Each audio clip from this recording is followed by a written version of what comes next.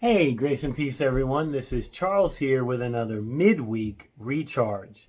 And I was away for a couple weeks, so I appreciate everyone's thoughts and prayers. Really grateful to be back in the pocket. And so this week, I want to talk about role models. And in particular, I want to talk about maybe what our selection of role models says about us, or more specifically, I think I want to give you some different criteria to think about when you're thinking of selecting a role model. And so, this is the Midweek Recharge. It's a very kind of Christian-based moment of inspiration and content. And so I'm thinking particularly of two writers that come from Scripture.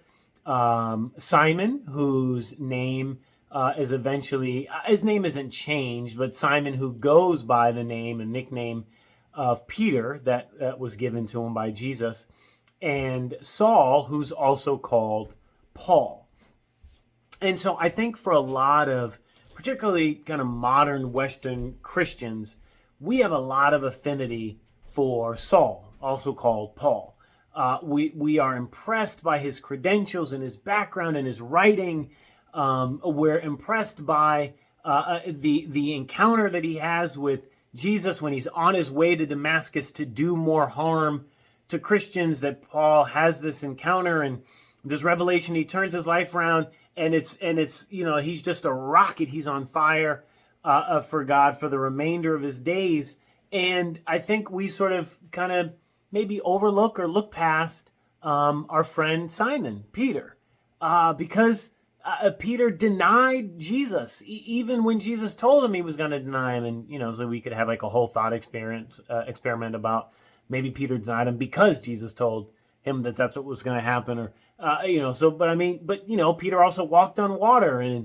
But then, Peter was called a hypocrite by Paul because Peter wouldn't sit with non-Jewish Christians when other Jewish leaders showed up, even though he was fine to have lunch with them and fellowship with them previously when there were no Jewish leaders around to kind of look at him funny. And, Peter's the one that acknowledged that Jesus was the Messiah. That's how he got the nickname Peter.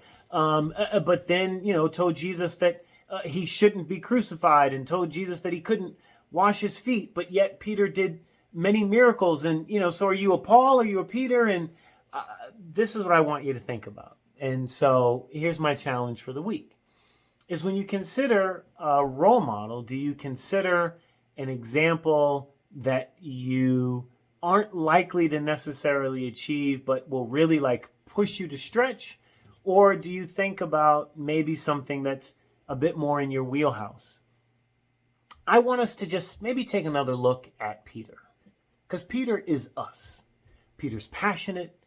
Peter's full of energy and enthusiasm. Peter messes up a lot, like we do. And that's okay.